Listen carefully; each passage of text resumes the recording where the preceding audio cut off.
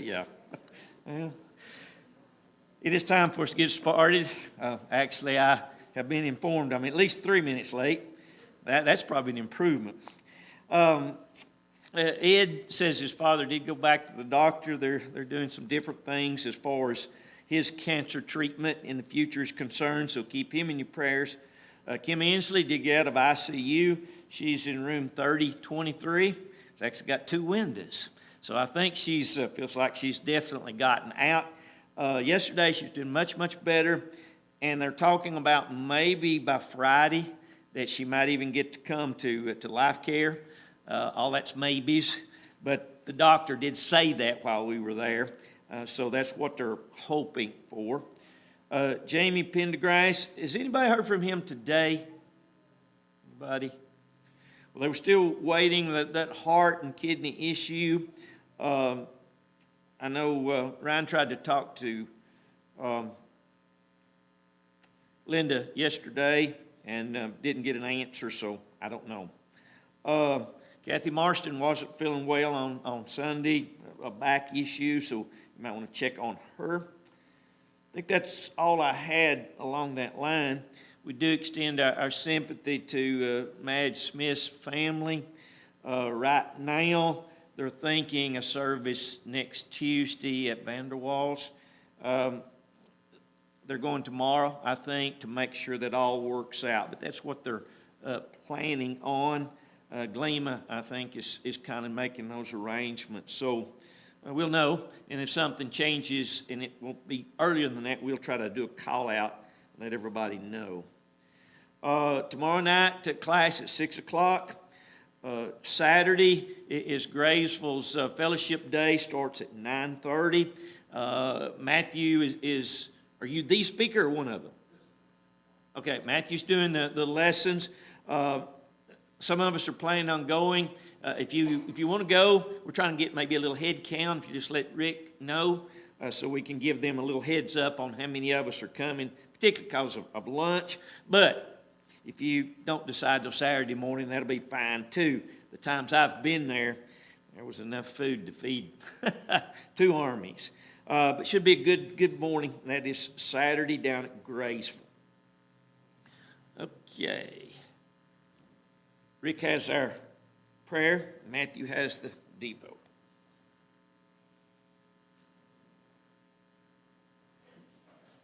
Let's begin with number 546. We'll sing all 3 verses of 546. Jesus.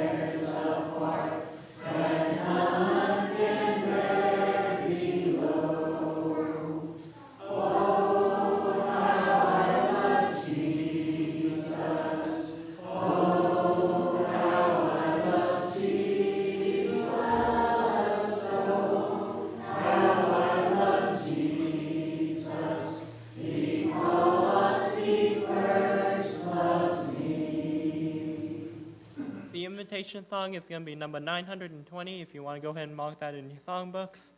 And before our prayer, let's go ahead and sing number 383. We'll sing the first and last verse.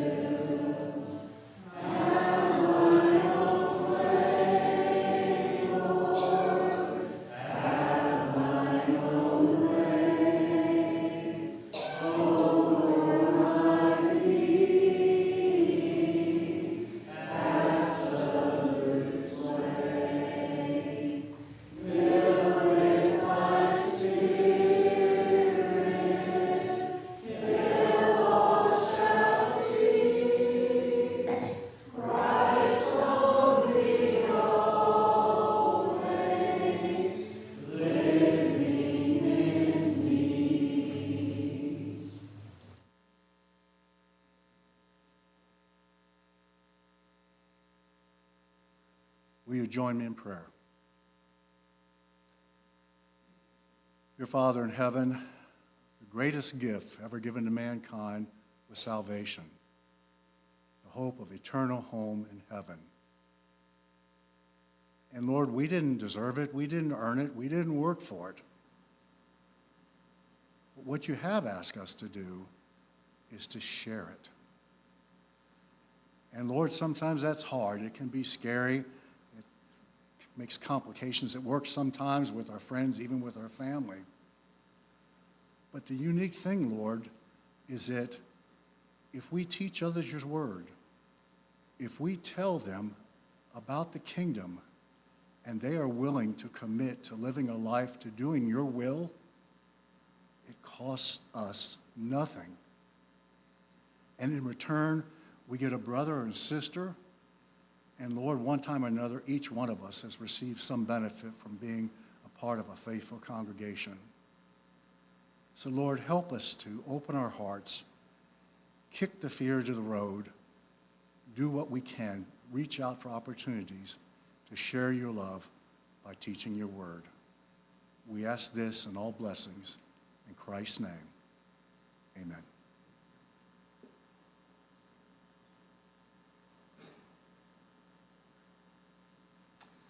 If your Bibles, go ahead and open up to Hebrews chapter 2. Hebrews chapter 2.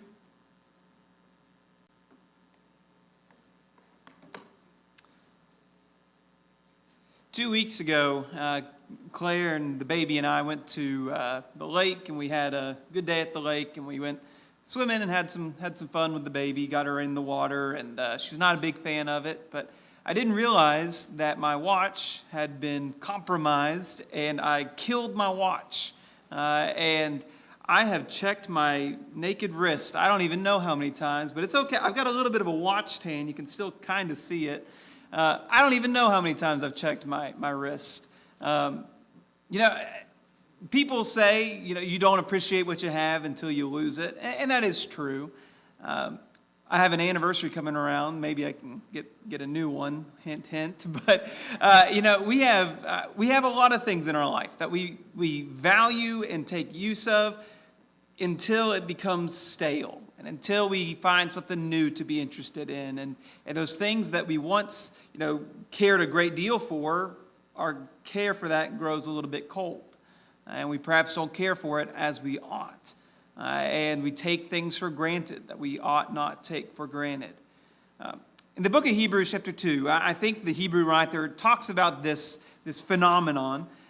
He says, chapter 2, verse 1, "Therefore we must pay much closer attention to what we have heard, lest we drift away from it.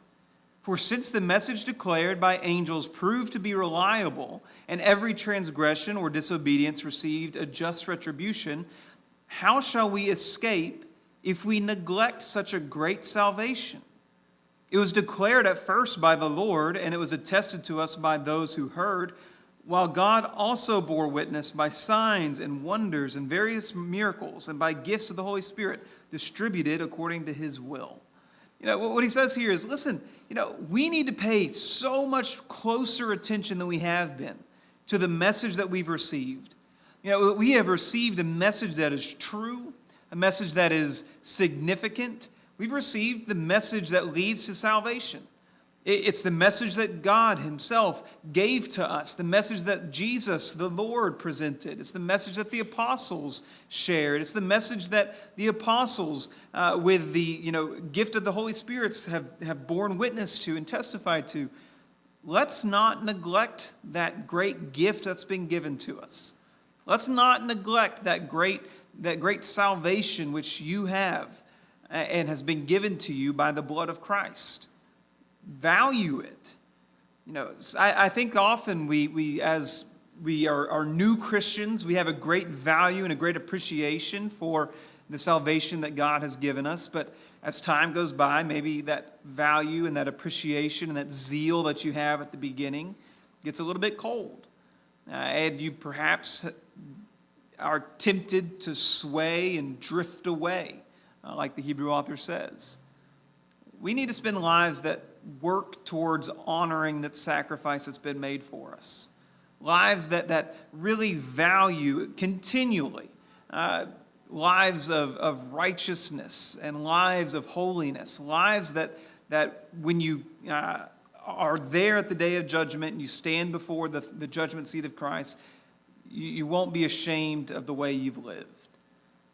Maybe you are not living the way you ought. Maybe you are ashamed, and the day of judgment were to come today, you would be ashamed of the decisions that you've made. Let me encourage you to make that right with God today. If you need to put Christ on in baptism and become a child of God and experience and receive the salvation that he has offered, do that. Maybe you are a Christian, but you've not been who you need to be, and you've made mistakes, and you've drifted from that, and you've neglected that salvation. Let me encourage you to make that right with God today as we come and stand and sing. With me.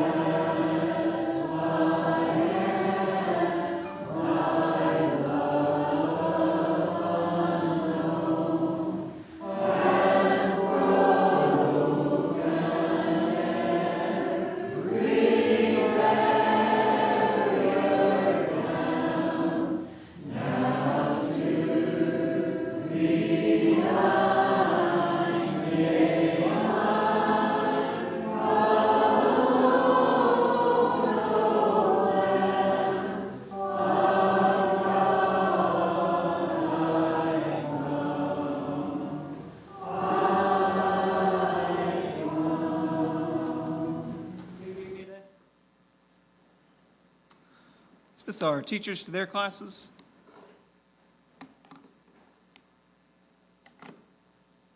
And kids to their classes.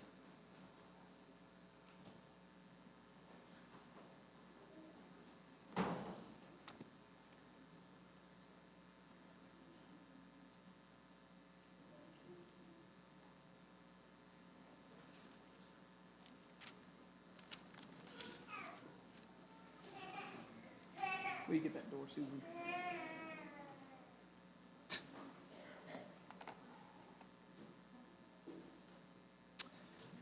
All right. We are continuing on the series that we started a little while ago, looking at 3 things about ... Next week, I'm going to be away. I'm going to be at Knoxville speaking on their summer series, and so Steve's going to do something. But it's going to be 3 things about something. I don't know what it is, but you can guarantee it's going to be 3 things. So we're talking today about church growth, and there's a lot that can be said about church growth, but we're just going to kind of narrow it down to 3 different distinct topics. I think church growth is something that everybody wants to see. I think it's something that people are very interested and invested in.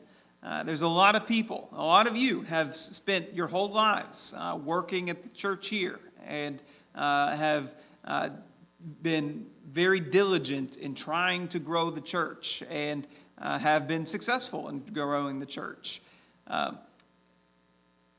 I think when we talk about church growth, though, I think often we have some of the wrong ideas, and we think about it perhaps in ways that aren't always the best.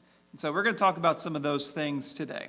So let's talk about the first thing about church growth, which is that churches are shrinking, broadly speaking. And this is, you may find exceptions, and of course there's going to be exceptions to this, but broadly speaking, churches are in pretty steep decline today, as opposed to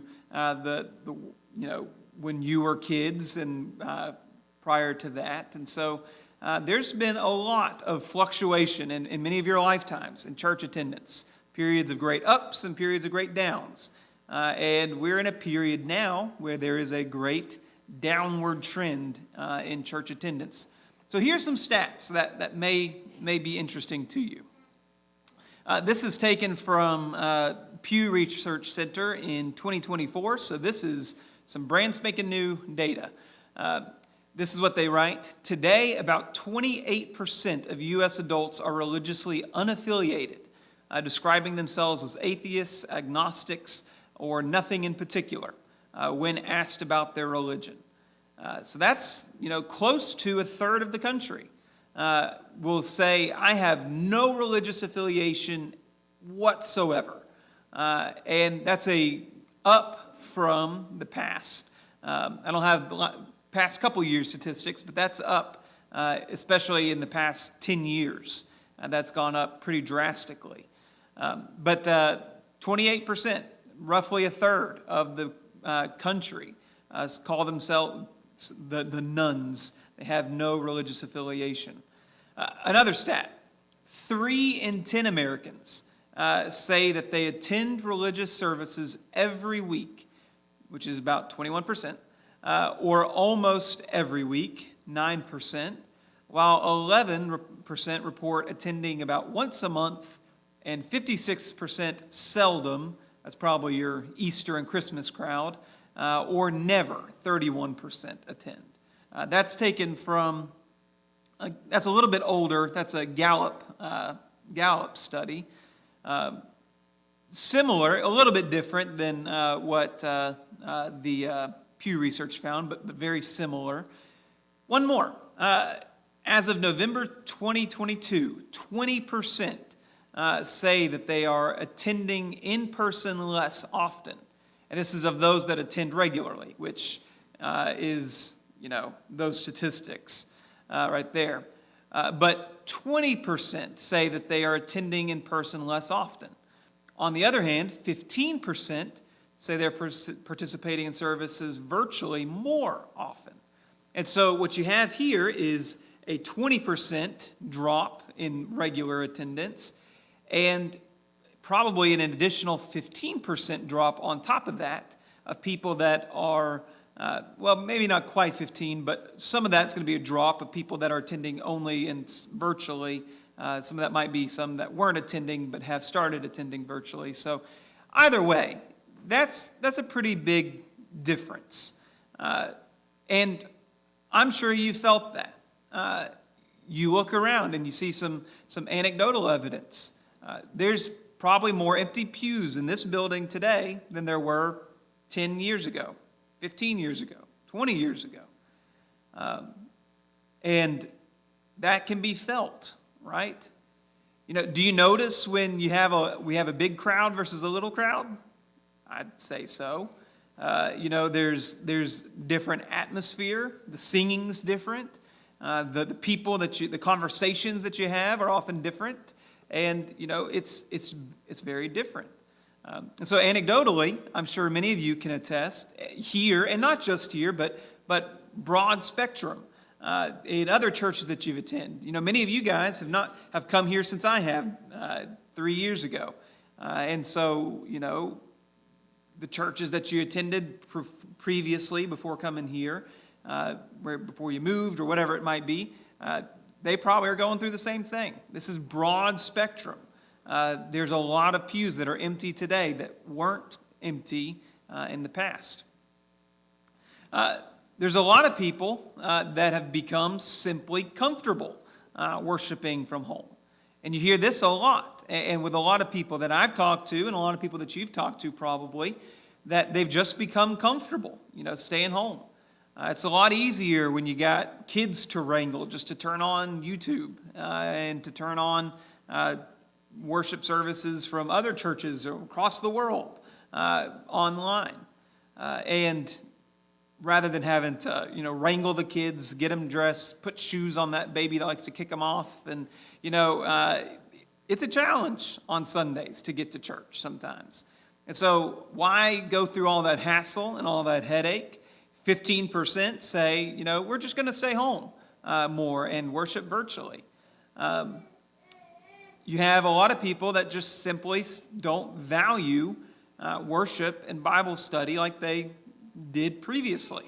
And you see that in drops of, while in many churches, here included, you know, Sunday mornings, you have the most for Sunday mornings, you have less for Bible class, you have less for Sunday nights, and less for Wednesdays, right?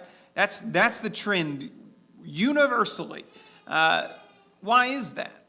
Well, there's some that just simply don't value PM worship like they value AM worship.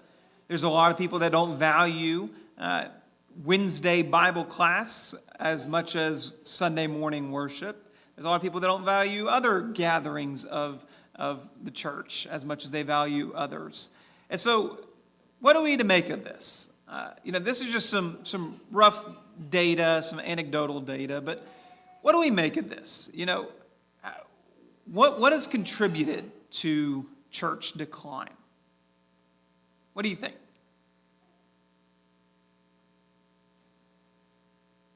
How have we found ourselves in this state?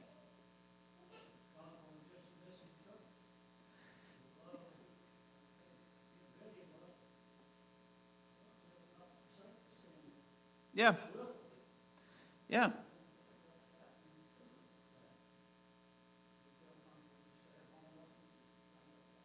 Yeah. For many, it's just become a habit, right? You know, you have had priority shifts, you've had schedule shifts, whatever it might be, and they just become comfortable. You know, it's one of those, it takes discipline, right, to attend. It takes discipline to say, we're going to set a time, set time aside, there we go, in our lives to go to church every Sunday and every Wednesday. And sometimes we just get busy, right? And our busyness becomes habitual. And you skip once, and, well, you know, what's it matter if I skip this time? And it just becomes a practice. That's certainly part of it. What else? Why has church declined?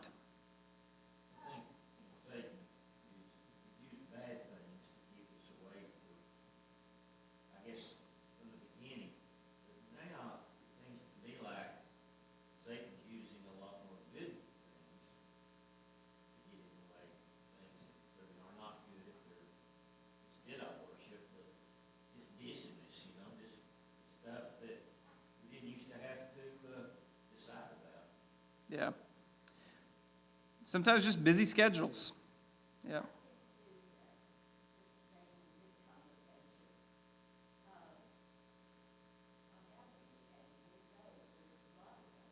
Yeah.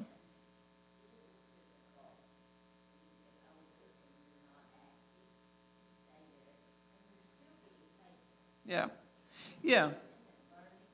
Yeah, some of it is, health issues. And, I don't put that in the same category. I know, for instance, the call balls are always online, although they're never here in person. And, they're doing the best with their situation. I'm sure they're watching right now, so hi, Donnie. But, they're doing the best that they can with the health that they have. And I don't think that's quite what we're talking about. But yeah, for a lot of people, numbers have just gone down because churches are aging, right? And with more old members that have more and more health conditions, attendance goes down. So that's certainly part of it. Yeah. Christine's in the hospital, is what Steve says. She's at North Park. Where is that? Is that Chattanooga? Okay. Yeah. I know virtual services existed before COVID, but I don't suppose it was really a mainstream thing until. Yeah. Yeah. Virtual services have cut into that a little bit. And I think, I'm not against it by any means, but I think it's good for those who need it. But for many, it's become a crutch. And it is different. So, yeah.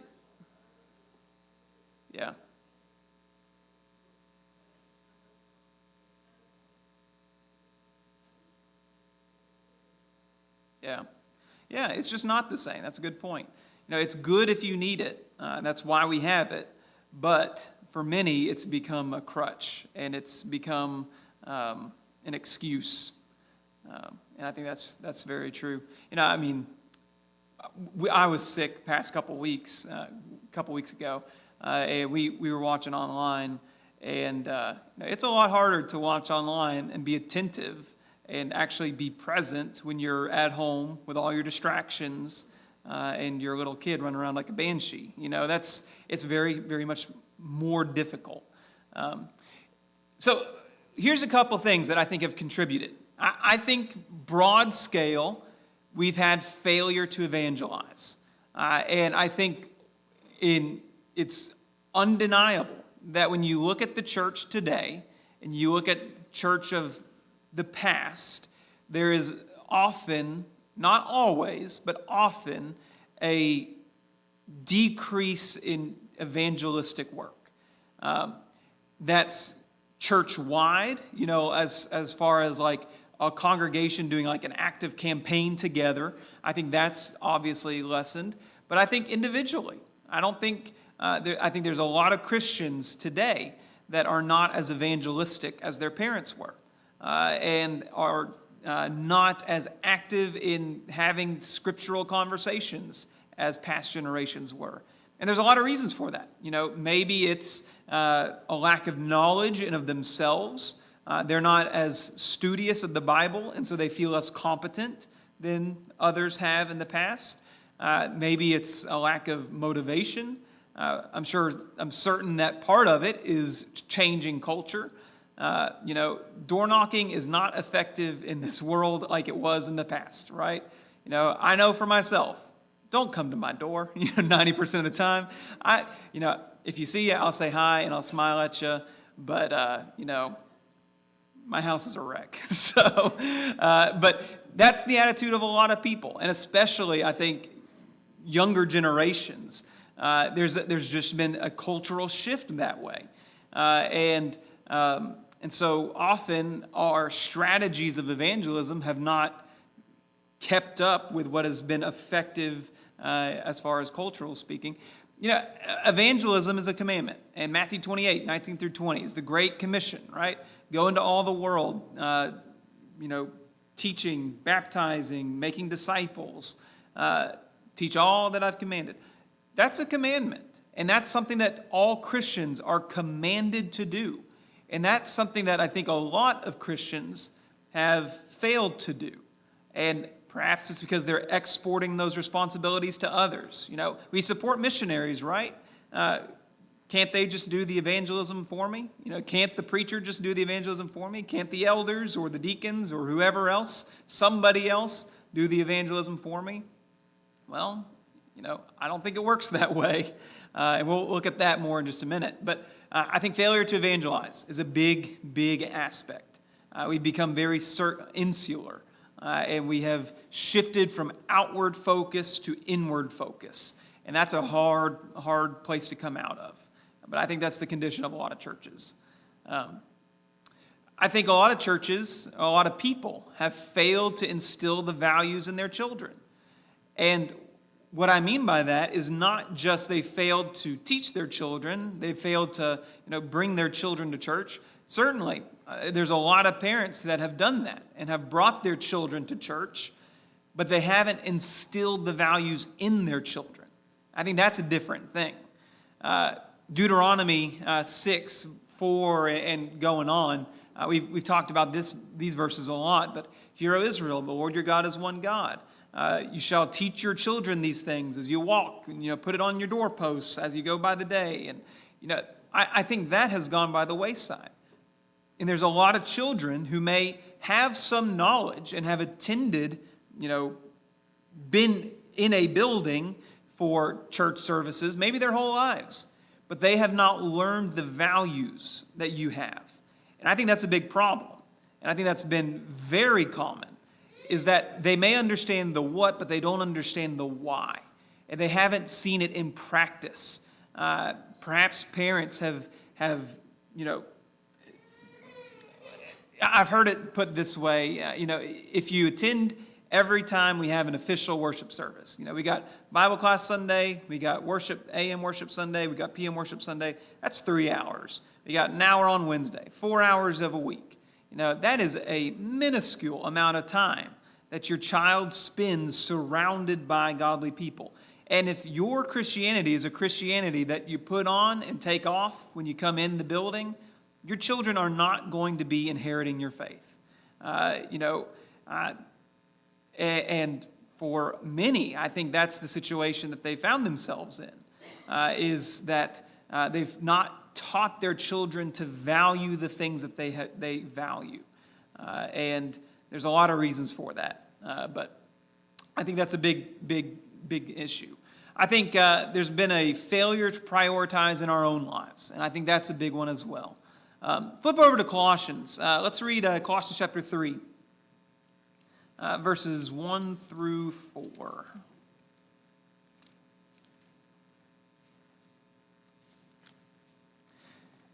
If then you have been raised with Christ, if you're a Christian, seek the things that are above, where Christ is seated at the right hand of God. Set your mind on things that are above, not on things that are of the earth. For you have died to your life. You have died, and your life is hidden with Christ in God. When Christ, who is your life, appears, when you also will appear with him in glory. This idea of, listen, you've died to the world, and now you live for Christ. Christ is your life. So set your mind on things above, things that are spiritual, things that are truly significant, and not on things that are material, not on things that are fleeting and passing. And I think that for many, there's a severe priority issue. You might say one thing, but your realized priorities, the things that you actually do, are something entirely different. And it's easy to say, I'm a Christian, but yet when it comes to how you spend the majority of your life, you're not living very Christian lives. That's a very severe issue. And I think that goes hand in hand with my second point there, is that that's not something that goes undetected by your family. And if you're a Christian only when you're in the building, and if you're a Christian only in name and not in action, you're damaging the faith of your children. You're damaging your own faith, and it's a hard place to be. Any thoughts about these things? Do you agree? Do you disagree with any of these? What do you think? Yeah.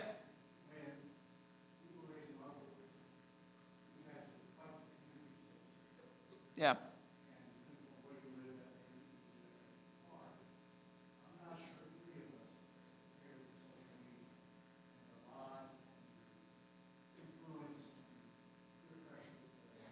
Yeah. Yeah. Lots of external forces too, you know. Yep.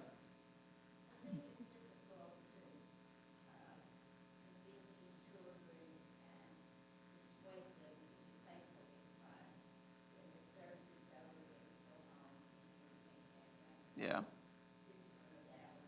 Yeah. Yeah. They see what you do and they see what you don't do, right? And often, I told the story a couple weeks ago, but in Memphis, I had the concerned parent who came to me right after I got hired, like a week or two after I got hired, and said, my son's doing drugs. What are you going to do about it? Well, let me take you back in time 10 years. And, I understand this has now become an urgent problem. But really, this is something that should have been addressed 10 years ago. Sometimes we wait too long to instill the values, and the values that they have learned, they're going to learn values, are not yours. And so that's a problem. So let's go to the next one. Growth is God dependent. Flip over to 1 Corinthians. 1 Corinthians chapter 3. Paul is here, and, I think it's significant that this is coming from Paul. Paul is the greatest missionary that the world has ever known, right? Paul has gone continent to continent, built church after church, been incredibly successful in his ministry. And he's talking about, there's division here over Apollos at the church of Corinth. Look at what Paul has to say in verse 6. He says, I planted, Apollos watered, but God gave the growth. So neither he who plants nor he who waters is anything, but only God who gives the growth. That's a remarkable humility that Paul's saying there, right? Paul has spent his life working with these churches, and he has suffered an incredible amount. And he says, listen, it is not me that has been successful. It's God that has been successful. And I've had a role to play. I planted. Apollos had a role to play. He built upon that foundation. But it's God that has made this church successful. And it is God that has given the growth that we have desired. And I think that's a really remarkable thing. There is no ego in Paul, right? Paul is totally comfortable and 100% emphatic that the glory is not Paul's glory. It doesn't belong to Apollos either, he's saying. It belongs to God and God alone. And I think often in circles, we put too much ego into our discussion about church growth. And personalities play too much a role when we talk about church growth. I know when I visit with preacher friends and see people at lectureships and those sorts of things, and you're talking about, well, how's the work going? And that's a question everybody asks, and they always phrase it that way. Then the follow-up question is, well, how big are you guys? That's always the follow-up question. And I think there's a lot of ego among a lot of preachers, and I hope I'm not one, but there's no room for that. And Paul has nothing to do with his own ego. He recognizes that it's not me, it's not Apollos, it's not Peter, it's not whoever else. It's God that is responsible for the success of the church. And I think that's a really remarkable thing, especially coming from somebody like Paul. Planting, which is what Paul does here, and watering, for that matter, is an all-hands-on-deck task. There is no room for freeloaders.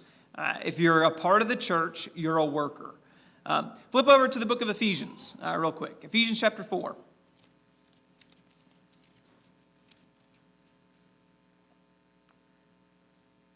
You may want to keep a thumb in 1 Corinthians because we're going to come right back in just a minute. But Ephesians chapter 4, verse 11. I think this is a significant passage. And he gave the apostles, the prophets, the evangelists, the shepherds, and teachers to equip the saints for the work of ministry, for building up the body of Christ until we attain to the unity of the faith and the knowledge of the Son of God, to mature manhood, to the measure of the stature of the fullness of Christ, so that we may no longer be children, tossed to and fro by the waves and carried about by every wind of doctrine, by human cunning, by craftiness and deceitful schemes. Rather, speaking the truth in love, we are to grow up in every way into him who is the head, into Christ, from whom the whole body is joined and held together by every joint with which it's equipped, when each part is working properly, makes the body grow, so that it builds itself up in love. So this image of, God gave prophets, he gave apostles, he gave evangelists, he gave shepherds and teachers to fulfill a function. And what is the function that they fulfill? Look at verse 12. The function of these people is to equip the saints for the work of ministry. Well, who are the saints? Everyone, right? If you've been baptized, you've been sanctified.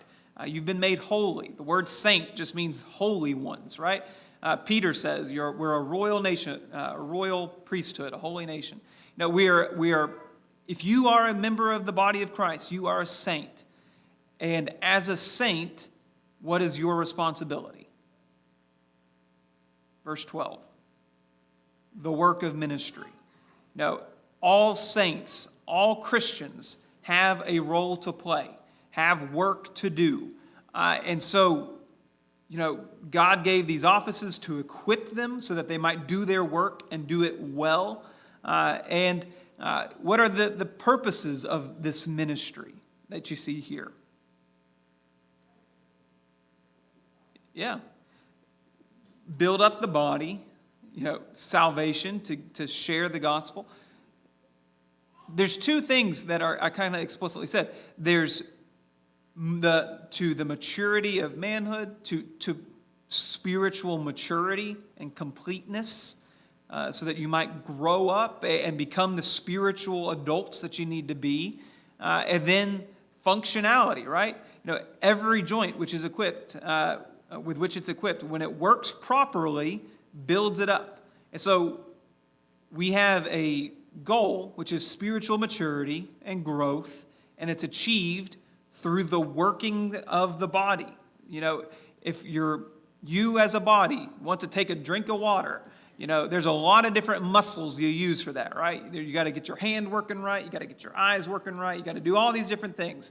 The same thing's true with the church. If it's to function well, and the good function of the church is the build-up of the body of Christ, then all the parts need to be working and need to be working with unity and be working with great cohesion and purpose. And so there's not a room for freeloaders in the church. Everyone has a role to play. I think 1 Corinthians chapter 1, verse 21. Flip on back to 1 Corinthians. I should have told you before I had you flip over. But verse 21, actually back up a little bit to verse 20. Paul here is challenging the Corinthians. He says, where's the one who's wise? Where's the scribe? Where's the debater of the age? Has not God made foolish the wisdom of the world? For since in the wisdom of God, the world did not know God through wisdom, it pleased God through the folly of what we preach. Or your translation may say something like, through the folly of preaching, to save those who believe. For the Jews demand signs, the Greeks seek wisdom, but we preach Christ crucified, a stumbling block to the Jews and folly to the Gentiles. But to those who are called, both Jews and Greeks, Christ, the power of God and the wisdom of God. For the foolishness of God is wiser than men, the weakness of God is stronger than men. And so what Paul says here is, listen, your earthly wisdom's nothing, right? Earthly conventional wisdom will tell you that if you're preaching Christ crucified, that's a bunch of foolishness, right? The Jews see that, and they see that as a stumbling block. It's scandalous to them. Literally, the word there is to scandalize. It scandalizes the Jews. Cursed is the man who hangs on a cross, right? Or hangs from a tree. And so they see that and they're troubled by it. The Gentiles hear it, the Greeks hear it, and they say, well, that's a bunch of foolishness, right? You're saying that you worship a man that was crucified on a cross. But for those that really understand, for those that have understood the gospel, we realize that the cross is not a symbol of scandal. It's not scandalous. It's the symbol of salvation. And so, it takes a lot of people. It takes a lot of work for the church to spread the gospel. And God has chosen to use you and me, to use the saints as the method of communicating the gospel to the world. He didn't just download it into everybody's brain all at once. No, he chose to use the church to preach and to use individuals to share and to teach. And as Christians, going back to Matthew 28, the Great Commission, we have the commandment to go and teach. And that's something I think we really need to take more seriously. And so we're running out of time. But growth comes from God. That's the last part. God gives the growth. I'm not anything. Apollos isn't anything. It's God who gives the growth. And so we need to realize that God alone can change hearts, right?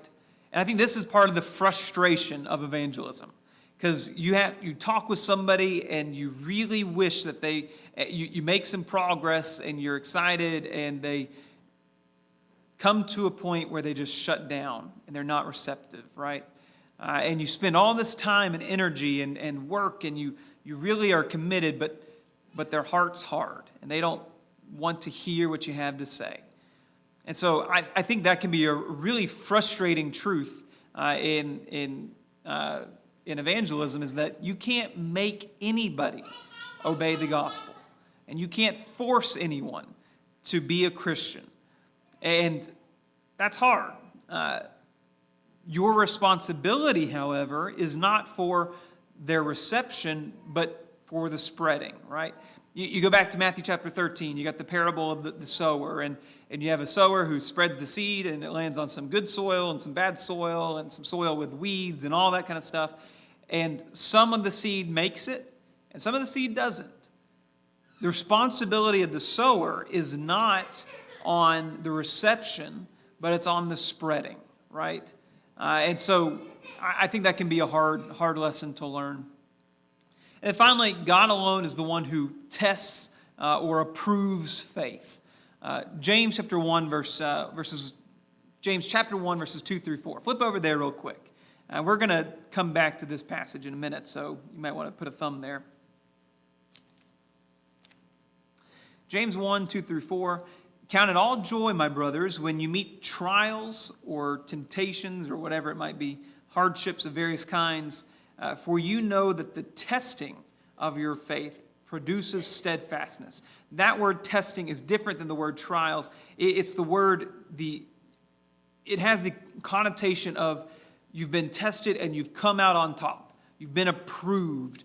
You've been found, not wanting. The testing of your faith produces steadfastness. And let steadfastness have its full effect, that you may be perfect and complete, lacking in nothing. And so, spiritual growth comes from the overcoming of challenges, from the overcoming of testings of your faith. And that's not something that you can make other people do. Those are opportunities that God gives, and those are opportunities that you have no control over. And so I think that's a hard thing to talk about. Any thoughts about that before we move on to our last point in the little bit of time we got? All right. So our third thing here is that success is not numerical. And we have a very empirical mindset when it comes to measuring success in our world, right? If you're a business person, you have metrics, right? And you have budget meetings, and you got all these sort of things. And we talk about the church in those terms, too.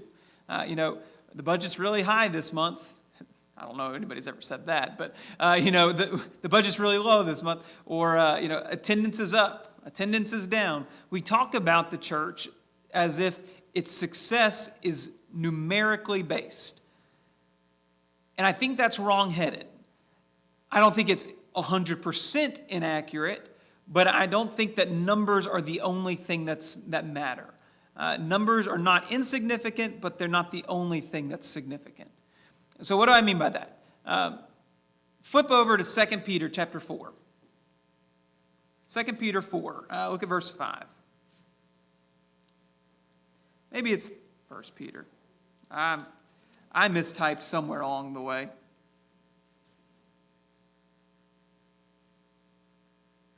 I always do this with the Peters. I always get them confused. Is it well, it's the Herald of Righteousness passage. If you know what that is off the top of your head, Steve. There it is, chapter 2. Sorry.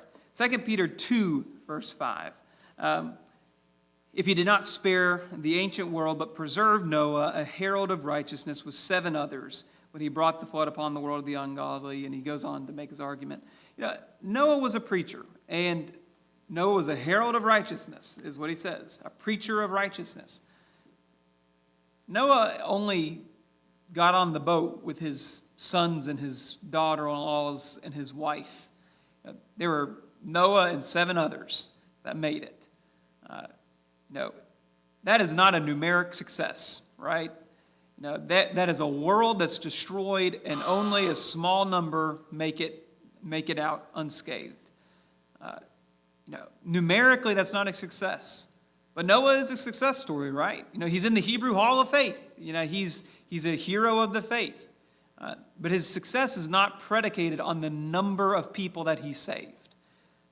Rather, it's predicated on his obedience. Another example, I think 1 Kings chapter 19. We'll look at this and then hold your place in James, and James will be our last passage that we'll go to.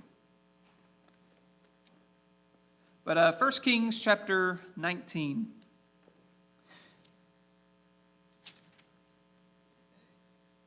In verse 14, rather. That's 2 Kings. I am all over the place today, so I need somebody to help me. So, 2 Kings 19, verse 14. There we go. Here's Elijah. Elijah's very discouraged. He said, I have been very jealous for the Lord, the God of hosts. For the people of Israel have forsaken your covenant, thrown down your altars, killed your prophet with the sword, and I, even I only, am left. And they seek my life to take it away. Elijah's feeling real down for himself. He says, I'm the only person in this whole wide world that cares about you, God. And then verse 16, God gives him some instruction. He says, Elisha, the son of Shaphat, and Abel-Mola, who you shall anoint to be a prophet in your place. He says, listen, I'm going to give you somebody to, be a prophet in your place. This is Elisha. And Elisha is going to be very good for Elijah. And look at verse 18. Yet I will leave 7,000 in Israel, all the knees that have not bowed to Baal, and every mouth that has not kissed him. Sometimes our perception of the well-being of the world, of the church, is just not accurate because we fail to see the big picture. Elijah thought he was the only person in this whole wide world that cared about God, but he was wrong. And there are 7,000 in Israel, the northern kingdom, the kingdom of unbelievers, right, of sinners, that hadn't bent the knee to Baal. And he wasn't alone, but he had a very limited perspective, and he didn't see things the way that they actually were because of his limited perspective. And so sometimes we just have a bad perspective to judge things. And if we're going only by numbers, perhaps we're not seeing the big picture. And so what's truly significant is spiritual maturity, the mission of discipleship. We talked about that a couple weeks ago, right? About discipleship. Going back to James, discipleship comes from the testing of faith. Spiritual maturity comes from the approval of your faith. It comes from Christians that are competently living out the fruit of the Spirit, which we see in Galatians. Love, joy, peace, patience, kindness, goodness, faithfulness, gentleness, and self-control. Now, those are the things that Christians ought to be embodying. As a Christian, you ought to be growing and exhibiting those things more and more and more. And that's not something that's quantifiable by numbers, is it? A successful church is not a church that goes from 100 to 400 overnight. That might be an indicator of success, but that's not the definition of success. A successful church is a church that's living out the fruit of the Spirit, that's growing disciples, that's making Christians that have a worthwhile, competent faith. So, some final thoughts. We desire church growth, right? I think every person here would say we want the church to grow and to prosper and to be successful and to be long-lived. But let's make sure that we're measuring it the right way. Church growth is not just measured by paper, numbers on paper. And I think often the motivation behind that is not always good. Often there's a lot of ego in the way that we measure things. Rather, we should be measuring in spiritual development, in the making of disciples. And if we do that, the glory is not your own, it goes to God. And often, if we are focused on spiritual development, the numbers issue is going to work itself out. Christians that are spiritually mature and Christians that are competently living out the fruit of the Spirit are very attractive and are very effective. Those are Christians that are evangelistic. Those are Christians that are able and knowledgeable to share their faith.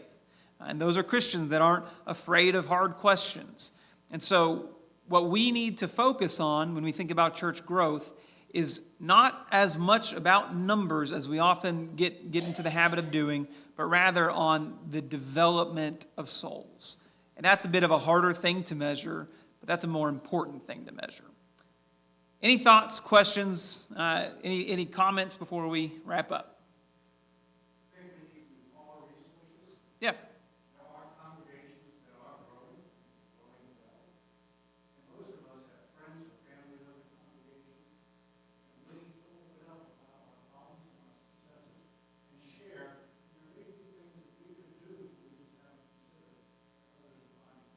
Yeah.